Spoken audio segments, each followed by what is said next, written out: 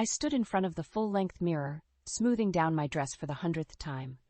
The reflection staring back at me was a far cry from the scared, broken woman I'd been just a few years ago.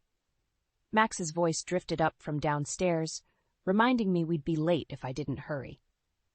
"Coming, honey," I called back, taking a deep breath. Tonight was important, our first dinner with his mother since we'd gotten married. I'd only met Marianne once before, at the wedding, and her piercing gaze had left me feeling like I'd been dissected.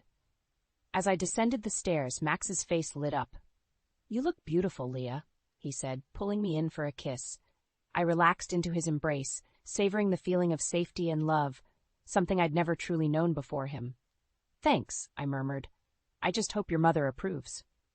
Max chuckled. "Don't worry about her. She'll love you once she gets to know you." If only I'd known then how wrong he was. The drive to Marianne's sprawling Victorian home was quiet, my stomach churning with nerves. As we pulled up, I noticed the meticulously manicured lawn and the gleaming Mercedes in the driveway. "Ready?" Max asked, squeezing my hand. I nodded, plastering on a smile, as I'll ever be. Marianne answered the door herself, perfectly coiffed and wearing a string of pearls that probably cost more than our car. "Maxwell, darling," she cooed, air-kissing his cheeks. Her gaze slid to me, and I swore the temperature dropped 10 degrees. "Leah, how? Nice to see you again." "Thank you for having us, Marianne," I said, willing my voice not to shake. She ushered us inside, and I marveled at the opulent decor. Family portraits lined the walls, generations of stern-faced men and women staring down at us. "Dinner's nearly ready," Marianne announced. "Maxwell, why don't you pour us some wine?" As Max headed to the bar cart, Marianne turned to me. "So, Leah," she said, her voice dripping with false sweetness, "tell me about your family. What does your father do?" I swallowed hard. He works in construction. My mom's a teacher." Marianne's lips thinned. "How quaint. And you? What is it you do again?" "I'm a social worker," I replied, lifting my chin. "I help families in crisis." She laughed, a brittle sound. "Well, I suppose someone has to do it." Max returned with our drinks, oblivious to the tension. "What are we talking about?" "Oh, just getting to know your lovely wife better," Marianne said, her smile not reaching her eyes. "Did you know her father's in construction, dear? Isn't that fascinating?" I saw a flicker of discomfort cross Max's face, but he quickly covered it. "Leah's family is wonderful, Mother. You'd like them if you met them," Marianne hummed noncommittally. "Well, shall we eat?" Throughout dinner, Marianne peppered me with questions about my background, each one feeling like a subtle jab. I answered as politely as I could, but my patience was wearing thin. "So when can we expect some grandchildren?" Marianne asked suddenly, setting down her fork. I choked on my wine. "I'm sorry?" "Children, dear. Surely you two are planning on starting a family soon?" "Maxwell isn't getting any younger, you know." Max cleared his throat. "Mother, we've only been married a few months. There's plenty of time for that." Marianne's eyes narrowed.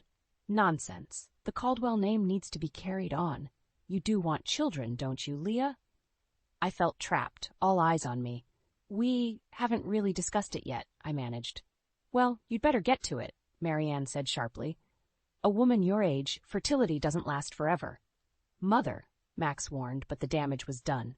I stood abruptly, my chair scraping against the floor. "Excuse me," I muttered, fleeing to the bathroom.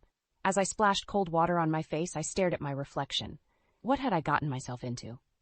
Max had seemed so different from the men in my past, kind, supportive, loving. But now, faced with his mother's clear disdain, I wondered if I'd made a terrible mistake. A soft knock at the door startled me. "Leah?" Max called. "Are you okay?" I took a deep breath, steeling myself. It was time to have a serious talk with my husband about where we stood and what kind of future we really had together. The weeks following that disastrous dinner with Marianne were tense. Max and I tiptoed around each other, the elephant in the room growing larger by the day. I knew we needed to talk, but every time I tried to broach the subject, Max found an excuse to change the topic or leave the room. It all came to a head one Sunday afternoon. I was folding laundry when Max's phone buzzed on the nightstand. I glanced over, not meaning to pry, but the name on the screen made my blood run cold. Mother. Before I could look away, the message preview popped up. "Have you talked to Leah about children yet? Time is running out." My hands shook as I set down the shirt I'd been folding. Max, I called out, my voice sharper than I'd intended. He appeared in the doorway, a wary expression on his face. What's wrong? I pointed to his phone. Care to explain why your mother is texting you about our reproductive plans? Max's face paled. He snatched up the phone, quickly reading the message. Leah, I can explain. Please do, I said, crossing my arms. Because from where I'm standing, it looks like you and your mother have been discussing our private life behind my back. He ran a hand through his hair, a nervous habit I'd come to recognize. It's not like that. She's just concerned. Concerned? I echoed incredulously. Max, she's obsessed. And you're enabling her. She means well, he protested weakly. She just wants us to be happy. I laughed. A bitter sound. Happy? You think pressuring me into having a baby I'm not ready for will make me happy? Max's expression hardened. And when will you be ready, Leah? We're not getting any younger. Don't you want a family? His words hit me like a slap. Of course I do, I said quietly, but on our terms, not your mother's. My mother has nothing to do with this, Max insisted, but I could see the lie in his eyes. Really? Then why is she texting you about it? Why are you discussing our personal decisions with her at all? Max's jaw clenched. She's family, Leah. She has a right to know. No, I cut him off. She doesn't. This is between you and me, or at least it should be. We stared at each other for a long moment, the gulf between us widening with each passing second. Finally, Max spoke, his voice low and dangerous. Maybe my mother's right. Maybe you're not the right person to carry on the Caldwell name after all. I recoiled as if he'd struck me. What's that supposed to mean? It means, he said slowly, that I'm starting to wonder if I made a mistake marrying someone so different from us. The words hung in the air, heavy and suffocating. I felt my world tilting on its axis, everything I thought I knew about my husband crumbling before my eyes. Get out, I whispered. Max blinked. What? Get out, I shouted, grabbing the nearest object, a framed photo of our wedding day, and hurling it at him. It shattered against the wall as he ducked. I need time to think, and I can't do that with you here. For a moment, I thought he might argue, but then he nodded stiffly, grabbing his keys and wallet. I'll stay at my mother's tonight, he said. We can talk tomorrow when we've both calmed down. As the front door slammed behind him, I sank to the floor, surrounded by the remnants of our broken picture frame.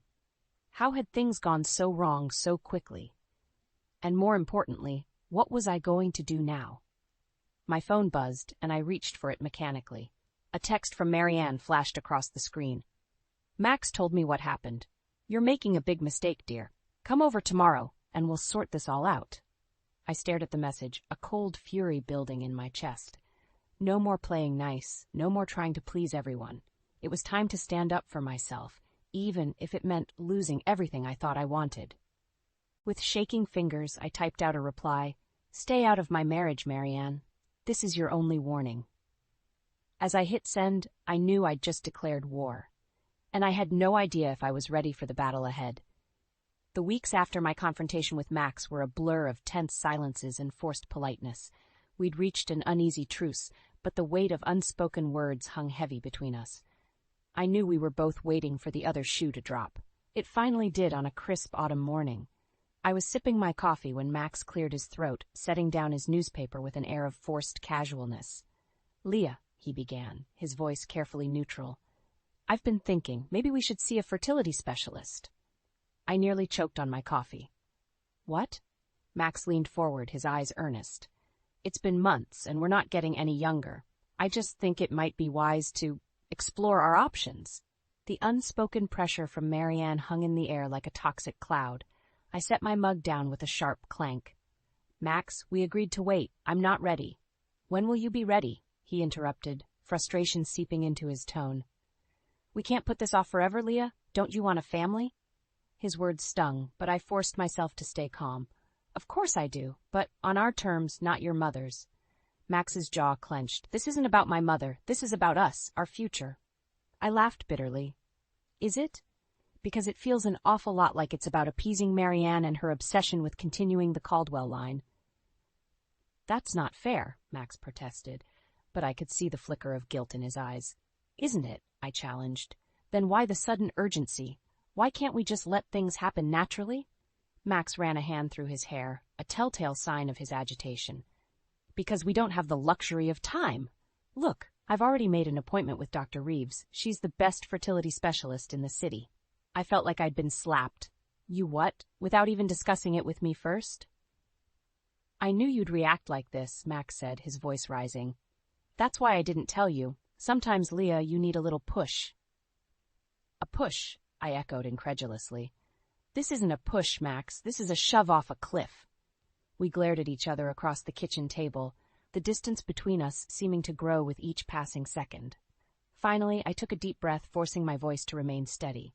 Fine, I said. I'll go to the appointment. Max's face lit up. Really? Leah, that's wonderful. I held up a hand, silencing him. I'm not finished. I'll go, but on one condition. Your mother stays out of this. Completely. No more discussions about our private life. No more helpful suggestions. This is between you and me. Agreed? Max hesitated, and I saw the struggle play out across his face. Finally, he nodded. Agreed. The appointment was set for the following week. As I sat in Dr. Reeves' sterile office, listening to her explain the battery of tests we'd need to undergo, I couldn't shake the feeling that I was losing control of my own life. Max, on the other hand, was practically vibrating with enthusiasm. He peppered the doctor with questions about success rates and treatment options, while I sat in numb silence. As we left the clinic, a wave of nausea hit me. I barely made it to a nearby trash can before emptying the contents of my stomach. Leah, Max exclaimed, rushing to my side. Are you all right? I wiped my mouth, a strange calm settling over me. I'm fine, I said. Just a bit of nerves, I guess. But as Max helped me to the car, chattering excitedly about next steps, a realization dawned on me. The nausea, the fatigue I'd been feeling lately, it couldn't be. Could it? I placed a hand on my stomach, a mix of fear and wonder coursing through me. If I was right, everything was about to change, and I had no idea if I was ready for what was coming. As we pulled into our driveway, I turned to Max, my heart pounding. We need to talk, I said, my voice barely above a whisper. I think I might be pregnant. The day of our 20-week ultrasound arrived with a mix of excitement and trepidation. Max and I had barely spoken about the pregnancy, tiptoeing around each other like strangers sharing a house. As we sat in the waiting room, I could feel the tension radiating off him in waves. Mr. and Mrs. Caldwell? The technician called, her smile bright and oblivious to the undercurrent between us. We followed her into the dimly lit room, and I settled onto the exam table. Max stood awkwardly by my side, his hands shoved deep in his pockets. Are you ready to see your baby? The technician asked cheerfully. I nodded, not trusting my voice. As she spread the cold gel on my stomach, I reached for Max's hand out of habit. He hesitated for a moment before taking it, his grip loose and uncomfortable. The room filled with the rapid whoosh-whoosh of our baby's heartbeat. Despite everything, tears sprang to my eyes. That's our baby, I whispered, glancing at Max. His face was unreadable, eyes fixed on the grainy image on the screen. Is everything normal? He asked, his voice tight. The technician nodded, moving the wand across my belly. Everything looks perfect. Would you like to know the gender? I felt Max stiffen beside me. We hadn't discussed whether we wanted to find out, but suddenly I needed to know. Yes, I said firmly, squeezing Max's hand. We'd like to know. The technician smiled, adjusting the image. Congratulations, you're having a little girl. The world seemed to tilt on its axis. A girl. My daughter. I felt a surge of love so powerful it took my breath away, but Max's hand had gone limp in mine. I turned to look at him, and the expression on his face made my blood run cold. Disappointment, anger, maybe even disgust? A girl? He repeated, his voice flat. The technician, sensing the shift in mood, quickly wrapped up the appointment. As we left the clinic, the silence between us was deafening. In the car, I couldn't hold back anymore. Max, talk to me. What's going on? He gripped the steering wheel so tightly his knuckles turned white. It's nothing. I guess I was hoping for a boy. Hoping? Max, this is our child, our daughter. How can you be disappointed? He sighed heavily. You don't understand, Leah. In my family, the firstborn has always been a son. It's tradition. It's expected. I felt like I'd been slapped. Expected? By who? Your mother? Max's jaw clenched. This isn't about my mother. It's about carrying on the Caldwell name, the legacy. Stop the car, I said quietly. What? I said, stop the car! I shouted. Max pulled over and I fumbled with my seatbelt, desperate for air. As I stumbled out onto the sidewalk, Max called after me, "Leah, where are you going?" I whirled to face him, fury and heartbreak warring inside me. "How dare you," I hissed. "How dare you taint this moment, this miracle, with your outdated sexist expectations? This is our daughter, Max, a living, breathing part of both of us. And if you can't see how precious that is, then maybe we've made a terrible mistake." Max's face paled. "Leah, you don't mean that. Come on, let's go home and talk about this." But I was already backing away, shaking my head. I can't go back to that house, not right now. I need time to think." As I turned and walked away, I heard Max call out behind me, his voice tinged with panic. But I didn't look back. My hand rested protectively on my stomach, where my daughter, my perfect, beautiful daughter, was growing. In that moment, I knew with absolute certainty that everything had changed. The life I thought I wanted, the future I had planned with Max, it was all crumbling around me. And as the first tears began to fall, I realized I had a choice to make, one that would determine not just my future, but my daughter's as well. I spent the night at my parents' house, ignoring the constant buzzing of my phone as Max tried to reach me. By morning, I felt hollowed out but resolute. I had to face this head-on. When I returned home, Max was waiting, his face a mask of concern and guilt. "Leah, I'm so sorry, I didn't mean." I held up a hand, silencing him. "We need to talk, but not now. Your mother's coming over, isn't she?" Max nodded, looking sheepish. "I told her about the baby. She insisted on coming." My stomach clenched, but I steeled myself. "Fine, let's get this over with." Marianne arrived like a storm, bursting through our front door without knocking. Her eyes locked onto me immediately, narrowing as they took in my protective stance, one hand resting on my barely there bump. "Well," she said, her voice dripping with disdain, "I hear congratulations are in order. Though I can't say I'm not disappointed." I felt Max tense beside me, but to my surprise he spoke up. "Mother, please, this is our child we're talking about." Marianne waved him off, her gaze never leaving me. "Don't be naive, Maxwell. This girl will never be able to carry on the Caldwell name properly. You know what needs to be done." The room went deathly quiet. I felt the blood drain from my face as her words sank in. "What are you saying, Marianne?" She stepped closer, her voice lowering to a conspiratorial whisper. "There are ways, you know, discreet clinics that can take care of this little problem. No one would ever have to know." I recoiled, bile rising in my throat. "You can't be serious. This is your grandchild." "A granddaughter." Marianne spat the word like a curse. "What use is that to our family? No, it's better to start over. Try again for a proper heir." I turned to Max, desperate for his support, but the conflict on his face made my heart sink. "Max," I whispered, pleading. He wouldn't meet my eyes. Maybe we should consider all our options, Leah." The world seemed to tilt beneath my feet. I stumbled back, putting distance between myself and these strangers wearing the faces of my husband and mother-in-law. "Get out," I said, my voice barely above a whisper. Marianne smirked, triumphant. "Now, dear, let's not be hasty." "I said get out!" I screamed, my composure shattering. "Both of you. How dare you come into my home and suggest I murder my child, my daughter?" Max reached for me, his face pale. "Leah, please, we're just talking." I jerked away from his touch. "No, Max, we're done talking. I want you both out of this house right now." Marianne drew herself up, indignant. "You can't speak to us this way. Maxwell, control your wife!" But Max seemed frozen, torn between his mother and me. In that moment, seeing his indecision, something inside me broke. "If you won't leave, I will," I said, my voice eerily calm. I grabbed my purse and keys, moving towards the door. "Where are you going?" Max called after me, panic edging into his voice. I paused at the threshold, one hand on my stomach, the other on the doorknob. Somewhere safe. Somewhere my daughter will be loved and valued no matter what. As I walked out, leaving them stunned in my wake, I felt a strange sense of peace settle over me. The decision I'd been struggling with had suddenly become crystal clear. I got into my car, my hands shaking as I started the engine. As I pulled away from the curb, I caught a glimpse of Max in the rearview mirror, standing in the doorway looking lost. But I didn't look back. I couldn't. My focus was on the road ahead, on the future I needed to secure for myself and my daughter. Whatever it took, I would protect her, even if it meant walking away from everything I thought I wanted. With tears streaming down my face, I drove towards an uncertain future. But one thing was certain. Nothing would ever be the same again.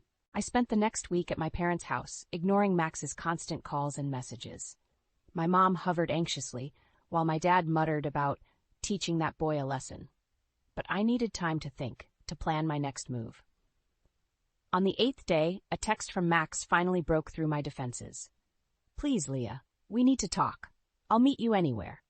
Against my better judgment, I agreed to meet him at a neutral location, the park where we had our first date.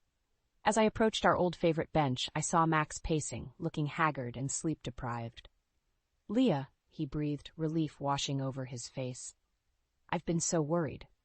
I sat down, keeping my distance. "Say what you need to say, Max." He ran a hand through his disheveled hair. "I'm sorry. I'm so sorry for everything. I've been a coward, letting my mother dictate our lives. But I've had time to think, and I know what's important now. You and our daughter. That's all that matters." I wanted to believe him. God, how I wanted to.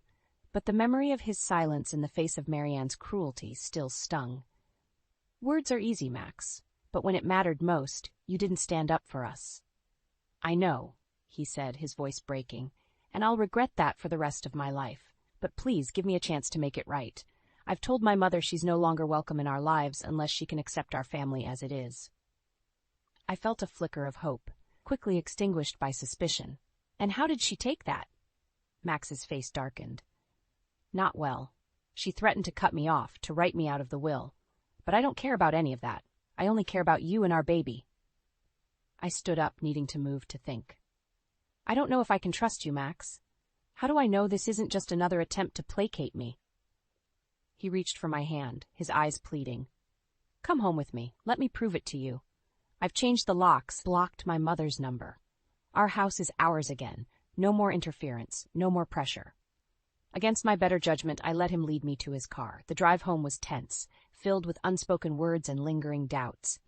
As we pulled into our driveway, I felt a sense of unease. Something was off. Max fumbled with his keys, muttering about the new locks, when suddenly the front door swung open. Marianne stood there, her face a mask of righteous fury. "So," she spat, "the prodigal daughter-in-law returns." I whirled on Max, betrayal burning in my chest. "You said—" "I didn't know," Max protested, genuine shock on his face. "Mother, how did you get in here?" Marianne waved a key, smirking.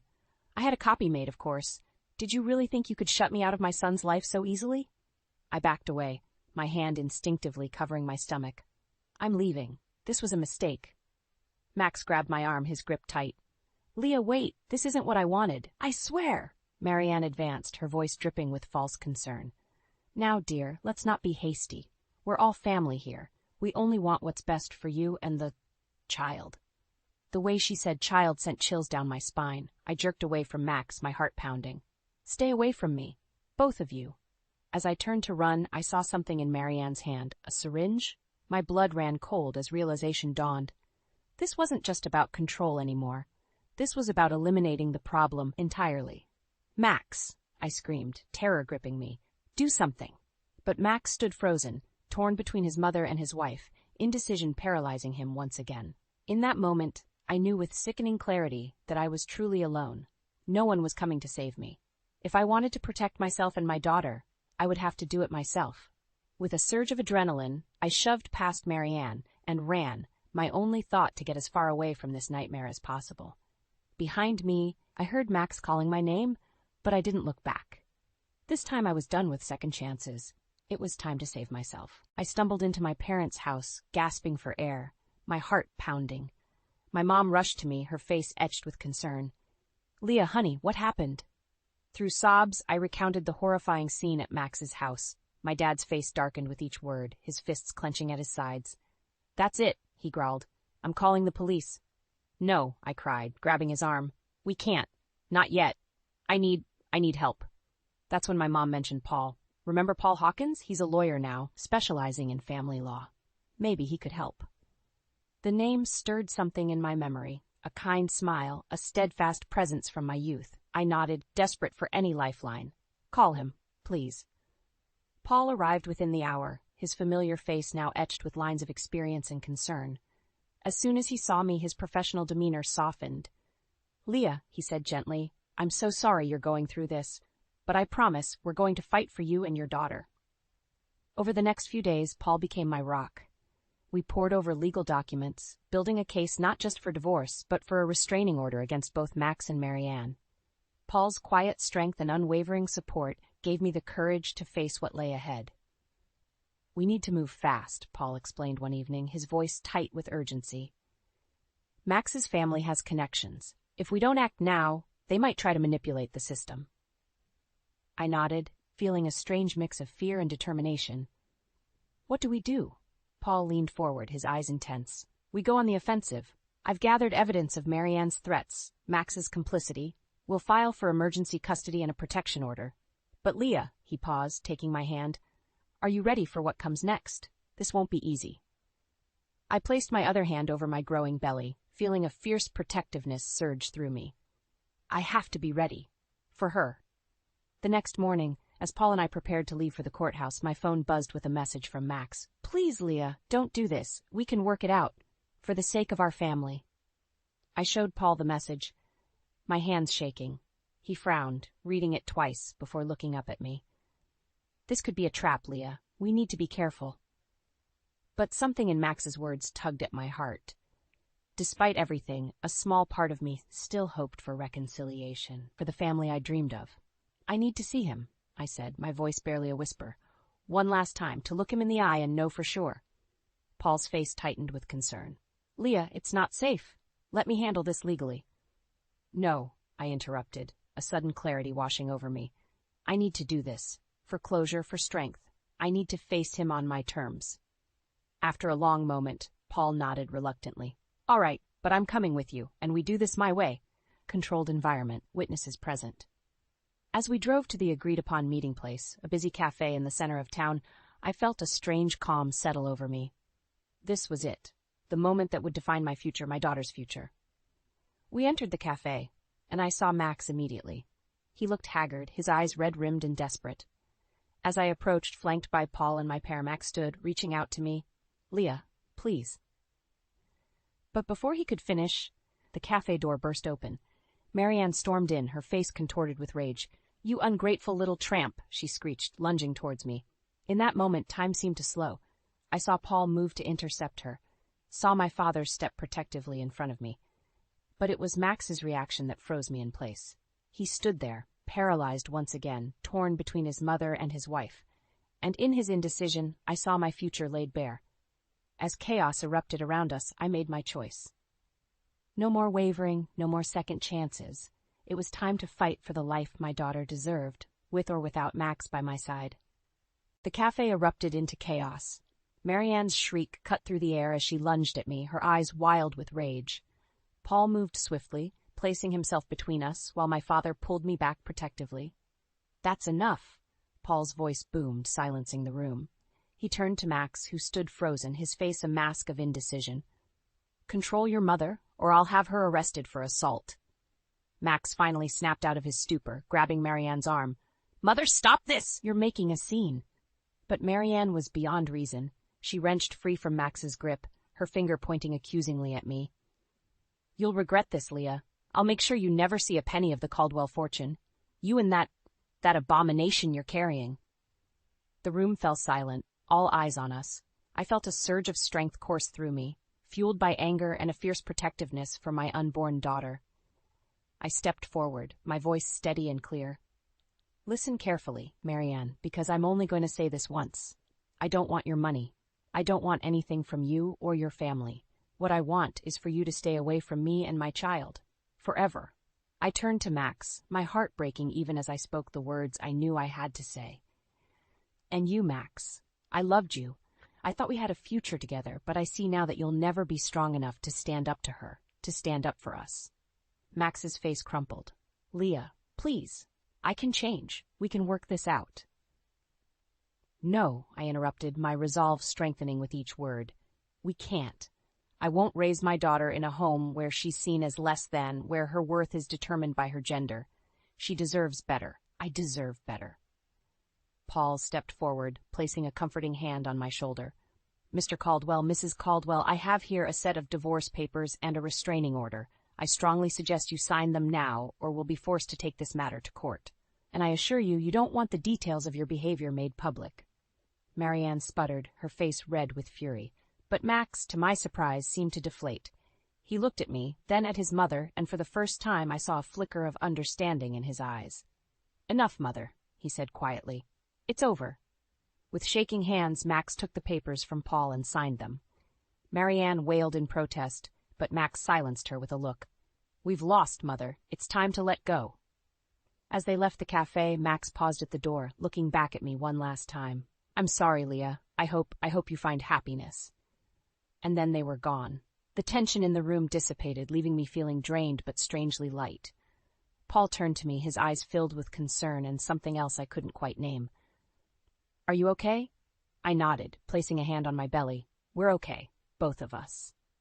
As we left the cafe, surrounded by the protective circle of Paul and my parents, I felt a sense of peace wash over me. The road ahead wouldn't be easy, but for the first time in months, I felt hope. Paul squeezed my hand gently. "You were incredible in there, Leah. Your daughter is lucky to have you as her mother." I smiled, feeling tears prick at my eyes. "Thank you, Paul, for everything. I don't know how I would have gotten through this without you." He looked at me intently, his voice soft but sure. "You're stronger than you know, Leah. You would have found a way, but I'm glad I could be here for you."